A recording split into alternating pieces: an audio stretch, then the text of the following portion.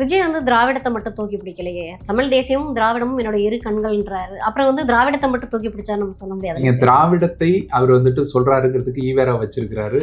அது ஈவேராவுக்கு பிறந்த நாள்ல இது பண்றாங்க, மாலை போடுறாங்க, எல்லாம் செய்யறாங்க, எல்லாம் பண்றாங்க. தமிழ் தேசியத்துக்கு இது வரைக்கும் என்ன செஞ்சிருக்காங்க சொல்லு. மாற்றத்துல 2 பேர் தான் இங்க நிக்கிறோம். நான் நிக்கிறேன், என்னுடைய தம்பி நிக்கிறார். இந்த 2 பேர்ல யார் சிறந்த கொள்கைகளை முன் வைக்கிறாங்கிறத சீர்தூக்கி பார்த்து நீங்க வாக்களிங்க அப்படிங்கறத அண்ணன் சொன்ன விஷயம். இவ்வளவு பெரிய தலைவரா உருவெடுத்து நிக்கக்கூடிய சீமான் எப்படி அப்படியே ஒரு வார்த்தையை சொல்ல முடியும்?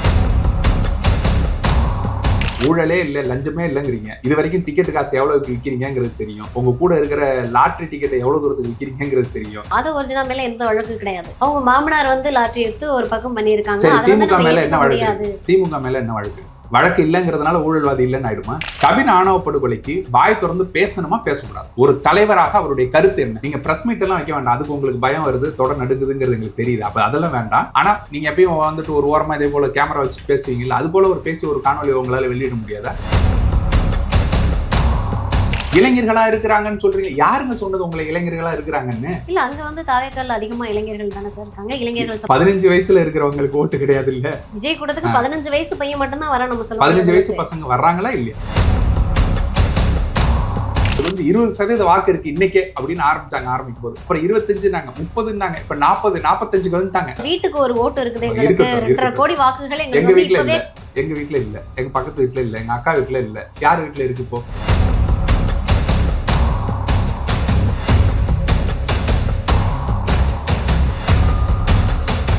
தி எக்ஸ்போஸ் நேயர்களுக்கு வணக்கம். இன்று நம்மோடு இணைந்திருக்கக்கூடிய சிறப்பு விருந்தினர் நாம் தமிழர் கட்சியின் டாக்டர் கார்த்திகேயன் பல்லாவரம் தொகுதியின் வேட்பாளராக இந்த முறை களம் காண்கிறார். வாங்க கூட சேர்ந்து நிறைய விஷயங்களை பேசலாம். சார் வணக்கம். வணக்கம் சார், வாழ்த்துக்கள் சார். பல்லாவரம் தொகுதியில வந்து வேட்பாளராக தேர்வாயிருக்கீங்க. ஓகே, அரசியல் களம் வந்து பல்வேறு மாற்றங்கள் வந்து டெய்லி அப்டேட் ஆகிட்டே இருக்குன்னே சொல்லலாம். ஸோ திடீர்னு இன்னைக்கு ஒரு விஷயம் என்ன அப்படின்னா, தூக்கத்துல இருந்து முழிச்சா என்னடா அது கனவா நிஜமா அப்படின்ற மாதிரி ராமதாஸ் விஜய் சீமான் அவர்கள் கூட்டணி அப்படின்னு கை கோர்க்குறாங்களா அப்படின்னோட இது வந்து இது வரைக்கும் ஒரு விஷயம் சொல்லுவாங்களே, இது இன்னும் நம்ம எதிர்பார்க்காத புது ட்விஸ்டா இருக்கு அப்படின்னு அந்த மாதிரி இருந்தது. இதை எப்படி பாக்குறீங்க? நிஜமாவே பேச்சுவார்த்தை நடந்ததா? இல்லைங்க, அதுக்கு வாய்ப்பு இல்லை. நமக்கு காலமெல்லாம் அது கடந்து போயிருச்சுங்க. நம்ம வந்துட்டு கூட்டணி பேச்சுவார்த்தைகள்ங்கிறதெல்லாம் முடிஞ்சு போய் அண்ணன் வந்துட்டு தனிச்சு நிக்கிறோங்கிறத அறிவிச்சு 234 தொகுதிகள் நாங்க வந்துட்டு போட்டிடுறோங்கிறத சொல்லி வருகின்ற பிப்ரவரி மாசம் நம்ம வந்துட்டு 234 தொகுதியினுடைய வேட்பாளர்களையும் அறிவிக்கிறதுக்கும் தயாராயிட்டாங்க. இனிமேல் வந்துட்டு ஒரு கூட்டணிக்குள்ள போய் சேர்ற மாதிரியான நிலைமைகள் இல்லை. ஆனா கூட்டணி பேச்சுவார்த்தை நடக்குதா? எங்களுடைய கேள்வி. பேச்சுவார்த்தைகள் நடந்துகிட்டு தாங்க இருக்கு. அது நடக்காம எப்படி இருக்கும்? இல்ல சார், இது வந்து ஒரு எக்ஸ்பெக்ட் பண்ணாத ஒரு கூட்டணி. ராமதாஸ் ஐயா வந்து திடீர்னு சீமான் அவர்கள் கிட்ட பேசுவாங்களா அப்படின்னா அது எதிர்பார்க்காத ஒரு விஷயம் இல்லையா? அப்படின்றப்போ திடீர்னு இவங்க 3 பேரும் கை கொடுக்குறாங்களா அப்படின்றப்போ இது வரைக்கும் இருந்த பூகம்பத்தோடு இது பயங்கரமான பூகம்பமா இருக்கு. இல்ல, அதான் அதுக்குண்டான வாய்ப்புகள்ங்கிறது எப்போ இருந்துச்சுன்னு பாத்தீங்கன்னாக்க, விஜய் அவர்கள் கட்சி ஆரம்பிக்கும் பொழுது அண்ணன் சீமான் அவர்கள் பெரும் ஆதரவு கொடுத்திருந்தாரு. உங்க எல்லாருக்குமே தெரியும். என்னுடைய தம்பி அப்படின்னு சொல்லி மற்ற எல்லாரும் எதிர்த்த போது முதல் ஆளாக ஆதரவு கொடுத்து கூப்பிட்டு நீங்க வரணும், அரசியலுக்கு வரணும், நல்ல ஒரு அரசியலை முன்னெடுக்கணும் அப்படிங்கறத சொல்லி கூப்பிட்டுருந்தாங்கிறது உங்க எல்லாருக்கும் தெரியும். ஆனா அவர்கள் கொள்கை ரீதியாக திராவிடத்தை தூக்கி கொண்டு ஈவேரா அவர்கள் தான் எங்களுடைய கொள்கை தலைவர்னு தூக்கி கொண்டு அதை முன்னிறுத்தி தான் அரசியல் செய்ய போறோம் அப்படிங்கறத எடுத்து வச்சு நாம் தமிழருக்கு நேர் எதிராக அவங்க செயல்பட ஆரம்பிச்சதுல இருந்து அது விலகிருச்சு. அது விலகி வெகு தூரம் போயாச்சு. இப்ப நாங்க வந்துட்டு எல்லாரும் களத்துல வேட்பாளர்களை அறிவிச்சு 6 மாதங்களுக்கு முன்பாக வேட்பாளர்கள் வேலை செய்ய ஆரம்பிச்சிட்டாங்க. அப்படி இருக்கும்போது இப்பொழுதைக்கு கூட்டணி பேச்சுவார்த்தை நடத்தி அந்த கூட்டணிகள்ல மாறுதலை உருவாக்கி அதை கொண்டு வர்றதுங்கிறது சாத்தியம். விஜய் வந்து திராவிடத்தை மட்டும் தூக்கி பிடிக்கலையே, தமிழ் தேசியமும் திராவிடமும் என்னோட இரு கண்கள்ன்றாரு. அப்புறம் வந்து திராவிடத்தை மட்டும் தூக்கி பிடிச்சா நம்ம சொல்ல முடியாது. நீங்க திராவிடத்தை அவர் வந்துட்டு சொல்றாருங்கிறதுக்கு ஈவேரா வச்சிருக்கிறாரு. அது ஈவேராவுக்கு பிறந்த நாள்ல இது பண்றாங்க, மாலை போடுறாங்க, எல்லாம் செய்யறாங்க, எல்லாம் பண்றாங்க. தமிழ் தேசியத்துக்கு இது வரைக்கும் என்ன செஞ்சிருக்காங்கன்னு சொல்லு. ஏதாவது ஒரு கூறு தமிழ் தேசியத்துக்காக செஞ்சாங்க? ஒரு மாவீரர் நாள் நடத்தினாங்களா?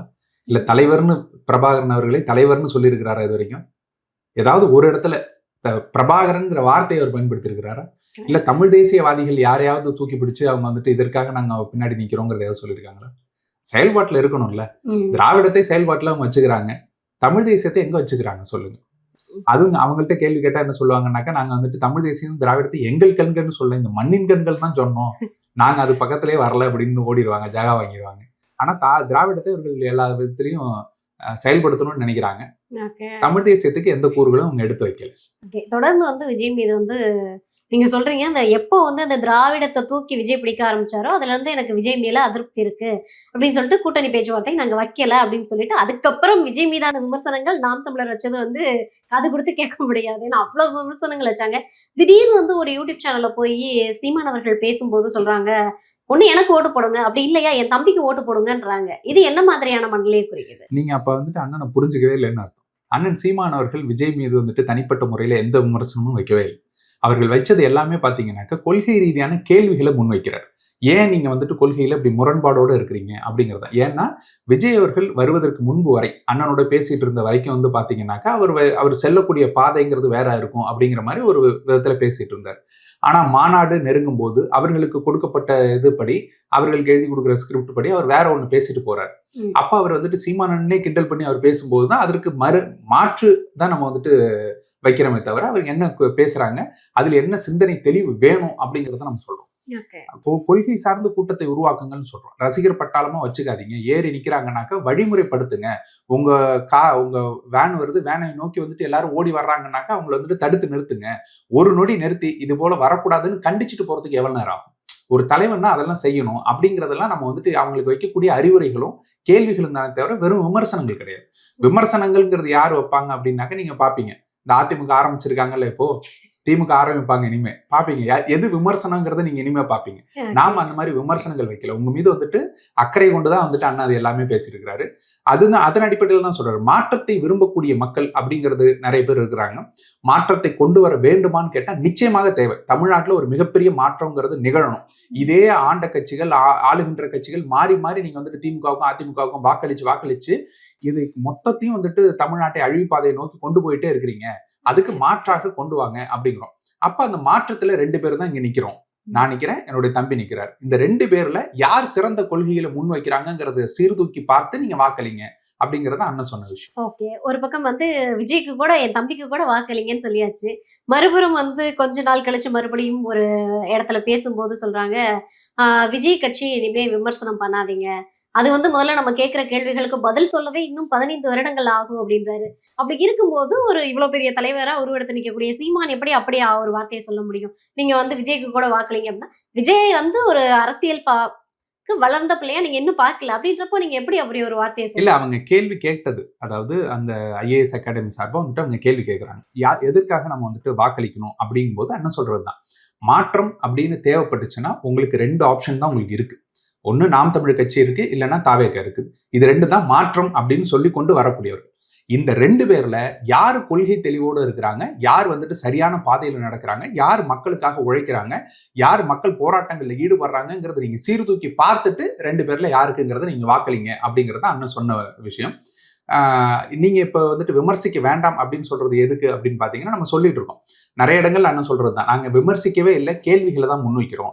அந்த கேள்விகளுக்கு அவங்க பதில் சொல்லணும் அப்படிங்கறத நம்ம எதிர்பார்க்கிறோங்கிறோம். நான் சொல்றேன், சொல்லி முடிச்சேன். அதுல என்னன்னாக்க விஜய் அவர்களுக்கு நம்ம கொடுக்கக்கூடியது எல்லாமே வாய்ப்புகள் தான். ஒரு விஷயத்தை அவர் தவறு செய்யறாரு அப்படின்னாக்கா அந்த தவறை திருத்திக் கொள்வதற்குண்டான வாய்ப்புகளை நம்ம மீண்டும் மீண்டும் வழங்கி கொண்டே இருக்கிறோம். ஒரு நிலம் சார்ந்த அரசியலை முன்னெடுங்கன்னு சொல்றோம். இளைஞர்களை நல்வழிப்படுத்துங்கள்னு சொல்றோம். லஞ்ச ஊழல் இல்லாத ஒரு கட்சியை உருவாக்குங்கள் அப்படிங்கறத நம்ம சொல்றோம். ஆனா நம்ம சொல்றது எதையுமே அவர் காது கொடுத்து கேட்கறது இல்லை. அண்ணனாக அவர் அறிவுரை சொல்றாரு. அந்த அறிவுரை எதையுமே அவர் காது கொடுத்து கேட்கறது இல்லை அப்படின்னு ஆன பிறகு நம்ம ஏன் அதை போய் சொல்லிட்டு இருக்கணும் இல்லையா? ஒரு விஷயத்தை நம்ம திரும்ப திரும்ப சொல்றோம். எதற்காக? நீங்க நல்லா வந்துடணும், ஒரு நல்ல மாற்றத்தை உருவாக்கக்கூடிய ஒரு கட்சியாக நீங்களும் உருவெடுக்கணும். இதே திராவிட குப்பை போல நீங்க இருக்கக்கூடாது அப்படிங்கிறதுக்காக தான் நம்ம சொல்றோம். ஆனா மீண்டும் ஒரு இளைஞர் பட்டாளத்தை, ஒரு தலைமுறையை திரும்ப கொண்டு போய் இந்த திராவிட குப்பையில தான் நீங்க கொட்டுவேன் அப்படிங்கிற மாதிரி நீங்க கொண்டு போறீங்கன்னாக்க உங்கள்கிட்ட பேசி பிரயோஜனம் இல்லை. அப்ப உங்களை விமர்சித்துக் கொண்டிருப்பது எங்களுடைய வேலை இல்லை. உங்களுக்கு அறிவுரை சொல்லிக் கொண்டிருப்பது எங்களுக்கு வேலை இல்லை. எங்களுக்கு செய்ய வேண்டிய களப்பணிகள் நிறைய இருக்கு. அதுக்காக தான் சொல்றாரு அண்ணன், நீங்க அவங்கள விட்டுருங்க. நம்ம எதிர்க்க வேண்டிய எதிரி யாருங்கிறது நமக்கு நல்லா தெரியும். அவங்களை நோக்கி பாயுங்க அப்படிங்கறத நம்ம சொல்றதுக்கு உண்டான காரணங்கிறது அதுதான். ஓகே. திராவிட குப்பை அப்படின்னு விஜய் வந்து முன்னெடுக்கிறாருன்றீங்க. ஆனா விஜயே வந்து என்ன சொல்றாரு அப்படின்னா, இல்ல நான் அதிமுகவுக்கும் திமுகவுக்கும் மாற்றாதான் வரேன். அவர் ஒரு இடத்துல கூட அப்படி சொல்லல. நான் மாற்றுன்னு சொல்லி ஏமாத்திட்டு வரமாட்டேன், நானும் அதே போலதான் வர்றேங்கிறத அவர் மேடையிலேயே சொன்னது. நாங்கள் திமுகவை அழிப்போம் அப்படின்னு சொன்னவர் ஒரு இடத்துல கூட வந்துட்டு அதிமுகவை நாங்கள் விமர்சிப்போம்னு சொல்லவே இல்லை. எது வரைக்கும்? கூட்டணி பேச்சுவார்த்தை நடந்து கொண்டிருந்த வரைக்கும் அதிமுக கூட்டணியில இவங்க போய் சேர்ந்துக்கலாம், எங்கேயாவது சீட்டு கொடுத்துருவாங்க அப்படிங்கிற நம்பிக்கை இருந்த வரைக்கும் அவங்க என்ன சொல்லிட்டு இருந்தாங்க? அதிமுக வந்துட்டு ஒரு நல்ல கட்சி, அம்மாவை போல ஒரு ஆட்சி உண்டா அப்படிங்கறத சொல்லிட்டு இருக்காங்க. இப்போ வந்து ஊழல் கட்சிங்கிறாங்க. யாரு ஊழல் செஞ்சது? ஊழல்வாதியாக உள்ள போனது யாரு? ஜெயலலிதா அவர்கள். அந்த ஜெயலலிதா படத்தை வச்சுட்டு அவங்க கூட நிக்கிறது யாரு? அவரோட அமைச்சரவையில இருந்தது யாரு? ஜெயலலிதா அவர்களோட அமைச்சரவையில ஊழல்வாதியாக இருந்தவர் யாரு? செங்கோட்டையன் வந்து கிளீன் போல்டா இருக்காரு சார். அவர்கிட்ட இப்ப எந்த ஊழல் வழக்குமே இல்லன்றாங்க. உங்க வாஷிங் மிஷினுக்குள்ள வந்துட்டாருல்ல, பிஜேபி ஒரு வாஷிங் மிஷின் வச்சிருக்கு. யார் வந்துட்டு ஊழல்வாதியாக இருந்தாலும் உள்ள வந்தாக்க வாஷிங் மிஷின்ல போட்டோன்னா அப்படியே வெளுத்து உள்ள வந்துருவாங்க. தாவேக்கால இருக்கக்கூடிய தொண்டர்கள்ல இருந்து, அடிமட்ட தொண்டர்கள்ல இருந்து இப்ப பொறுப்புல இருக்க யாரு மேலையும் ஒரு வழக்குகள் கூட இல்ல அப்படின்னு வந்து தாவேக்கா சார்ந்து பேசுற எல்லாருமே சொல்றாங்க. மக்கள் போராட்டங்கள்ல இதுவரைக்கும் தாவேக்கா ஈடுபட்டு இருக்குதா அப்படின்னு கேட்டா, கட்சி சார்ந்து அவங்க எந்த போராட்டங்களையும் முன்னெடுக்கவே இல்லை. தலைவர், அதாவது அங்க இருக்கக்கூடிய விஜய் அவர்கள் போராட்டத்தை முன்னெடுக்கும். பரந்தூர் விமான நிலைய போராட்டமா, இல்ல வந்துட்டு காவல்துறை மரணங்களுக்கு எதிரான போராட்டமா, அது அவர் முன்னெடுக்கணும். ஆனா கவின் ஆணவ படுகொலைக்கு அவர் வாய் திறக்கலையா, கட்சிக்காரங்க யாருமே வாய் திறக்க மாட்டாங்க, வாய் திறந்து பேச மாட்டாங்க. இப்ப சிபிஐ வந்துட்டு அவங்களை ஒடுக்குதா, அதை நோக்கி யாரெல்லாம் எல்லாரும் குரல் கொடுக்குறாங்க, விஜயை தவிர. நான் மக்களுக்காக குரல் கொடுப்பேங்கிறாங்க. மக்கள்லாம் குரல் கொடுக்குறாங்க. ஐயா அந்த படத்தை ஏன் அப்படி தடை பண்ணி வச்சிருக்கீங்க, அதை விடுங்கன்னு மக்கள்லாம் இவருக்காக குரல் கொடுக்குறாங்க தவிர இவர் ஒருபோதும் மக்களுக்காக, நான் முடிச்சிடறேன், ஒருபோதும் இவர் வந்துட்டு மக்களுக்காக குரல் கொடுத்த மாதிரி இல்லை. ஆனா இவங்கெல்லாம், அதாவது கட்சிக்காரங்கெல்லாம் தன்னெழுச்சியா போராடின போராட்டம் இருக்கு. எது தெரியுமா? எங்கள் மாவட்ட செயலர் அதிகமா வந்துட்டு லஞ்சம் வாங்குறாரு, கோடி கோடியா வந்துட்டு அவர் காசு வச்சிருக்கிறாரு, எங்கள் மாவட்ட செயலாளர் வந்துட்டு ஊழல் செஞ்சு யாரெல்லாம் காசு கொடுக்குறாங்களோ அவங்களுக்கு மட்டும் தான் பதவி போடுறாரு, அந்த மாவட்ட செயலாளரை பதவி விட்டு தூக்குங்க அப்படின்னு போராடினது யாரு? தாவேக்காவினர். அது மட்டும் தான் அவங்க தன்னெழுச்சியா போராடுறாங்க. ஊழலே இல்லை, லஞ்சமே இல்லைங்கிறீங்க. இது வரைக்கும் டிக்கெட் காசு எவ்வளவுக்கு விற்கிறீங்கிறது தெரியும். உங்க கூட இருக்கிற லாட்டரி டிக்கெட்டை எவ்வளவு தூரத்துக்கு விற்கிறீங்கிறது தெரியும். நீங்க செங்கோட்டனை வச்சுக்கொண்டு என்னெல்லாம் பண்றீங்கிறது தெரியும். ஊழலே இல்லாத, லஞ்சமே இல்லாத கட்சியாக நீங்க முதல்ல உருவெடுங்க, அப்புறம் அடுத்தவங்கள விமர்சிக்கலாம். இல்ல நாங்க அப்படிதான் இருக்கோன்றாங்க. சரி, இப்போ வந்து ஆதவ அர்ஜுனா மேல எந்த வழக்கு கிடையாது. அவங்க மாமனார் வந்து லாட்டரி எடுத்து ஒரு பக்கம் பண்ணிருக்காங்க. திமுக மேல என்ன வழக்கு இருக்கு? திமுக மேல என்ன வழக்கு இருக்கு? வழக்கு இல்லைங்கிறதுனால ஊழல்வாதி இல்லைன்னு ஆயிடுமா? திமுக மீது நிரூபிக்கப்பட்ட வழக்கு இது வரைக்கும் என்ன இருக்கு சொல்லுங்க? ஊழல் குற்றச்சாட்டு என்ன திமுக நிரூபிச்சிருக்காங்க? 2G spectrum நிரூபிச்சிட்டாங்களா? அப்புறம் அவங்களை எப்படி ஊழல்வாதின்னு சொல்றீங்க? புரியுதுங்களா? நம்ம ஊழல்வாதின்னு சொல்றதுக்கு வழக்கு நிரூபிக்கப்படணுங்கிற அவசியம் இல்லை. கண்ணுக்கு எதுக்கு அப்பட்டமாக தெரியக்கூடியது, கைப்புண்ணுக்கு எதுக்கு கண்ணாடின்னு கேட்பாங்க. நம்ம கையில இருக்கு புண்ணு, அப்படி பார்த்தா தெரிய போகுது, அதுக்கு எதுக்கு கண்ணாடி வச்சு பார்க்கணும்? ஊழல்வாதியாக உங்களுக்கு வந்து வழக்கு தொடுத்து தான் வரணுங்கிற அவசியம் இல்லை. நேரடி சாட்சியாக எல்லாருக்கும் தெரியும் என்ன பண்றாங்க. ஒரு சில விஷயங்கள் சொன்னீங்க. என்ன அப்படின்னா, ஜனநாயகன் பத்தி பேசுங்க. ஜனநாயகன் வந்து அவருடைய படம், அது வந்து தனிப்பட்ட விஷயம், அதனால அவர் வாய் திறக்க மாட்டாருன்றீங்க. அதே மாதிரி கவின் ஆணவ கொலை வழக்குலையுமே அவங்க அதுக்கப்புறம் என்ன சொல்றாங்கன்னா, ஆணவ கொலையை வந்து எதிர்த்து தீர்மானம் போட்டதா இருக்கட்டும், வழக்கு தொடுத்ததா இருக்கட்டும், அது முதல்ல பண்ணது வந்து தாவேக்கா தான் அப்படின்றாங்க. நீங்க போராட்டத்துல நாங்க நிக்கவே சிரிச்சுக்க வேண்டியதான். கவின் ஆணவ படுகொலைக்கு வாய் திறந்து பேசணுமா, பேசக்கூடாது? ஒரு தலைவராக அவருடைய கருத்து என்ன வெளிப்படையா சொல்லணுமா, சொல்லக்கூடாது? நீங்க பிரஸ் மீட் எல்லாம் வைக்க வேண்டாம், அதுக்கு உங்களுக்கு பயம் வருது, தொடர் நடுக்குதுங்கிறது எங்களுக்கு தெரியுது. அப்ப அதெல்லாம் வேண்டாம். ஆனா நீங்க எப்பயும் வந்துட்டு ஒரு ஓரமா இதே போல கேமரா வச்சுட்டு பேசுவீங்கல்ல, அது போல ஒரு பேசி ஒரு காணொலி உங்களால வெளியிட முடியாதா? ஒரு அறிக்கை வெளியிட முடியாதா உங்க பேர்ல? கவின் ஆணவ படுகொலையை கண்டிக்கிறோம் அப்படின்னு ஒரே ஒரு அறிக்கை வெளியிட முடியாதா? திருப்பரங்குன்றத்துல உங்களுடைய நிலைப்பாடு என்ன?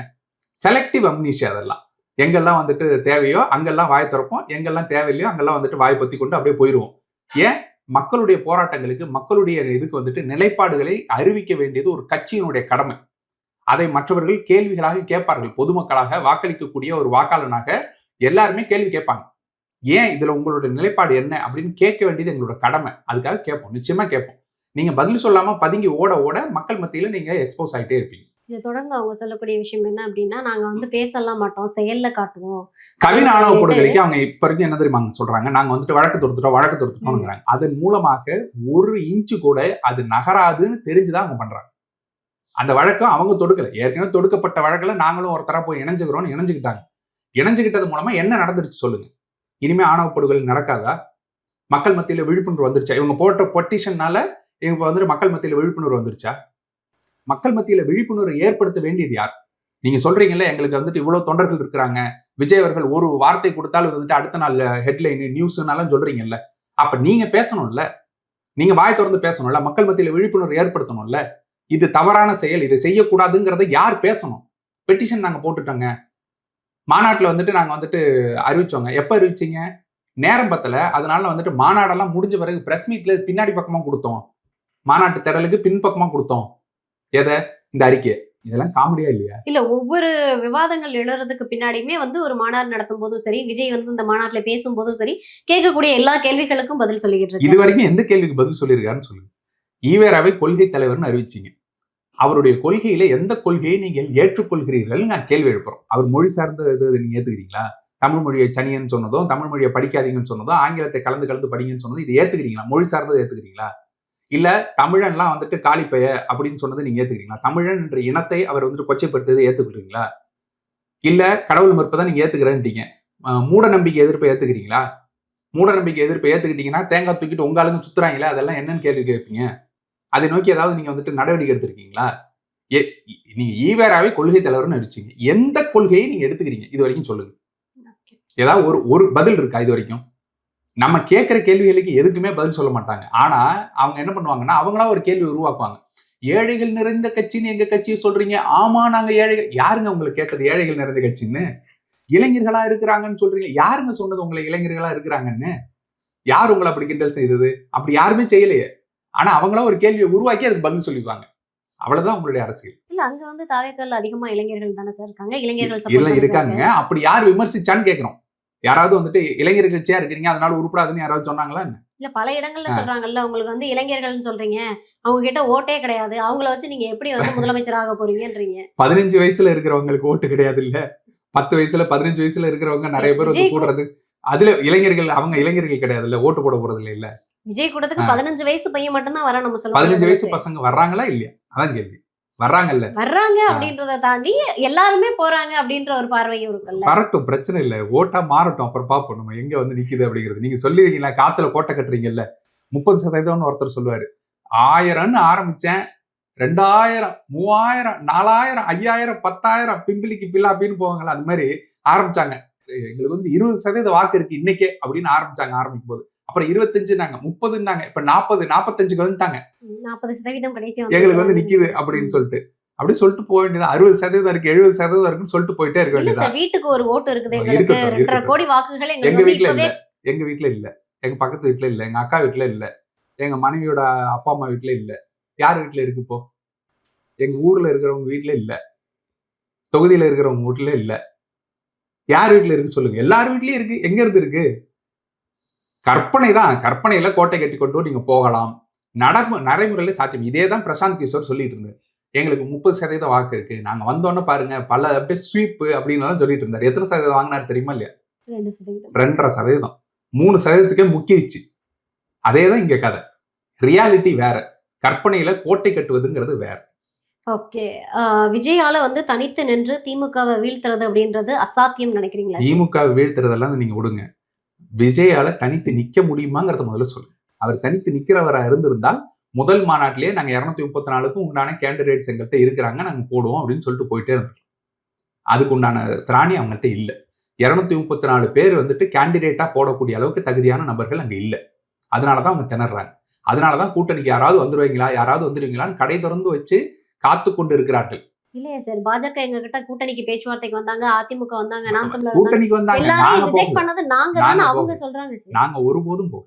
நாங்க ஒருபோதும் போயிட்டு எங்களை கூட்டணியில சேர்த்துக்கோங்கன்னு சொல்லல. அவர் வந்து நின்னார். கூட்டணிக்கு வர்றோம் நாங்க வர்றோம் சேர்ந்து செயல்படுவோம்னு அவர் சொன்னார்.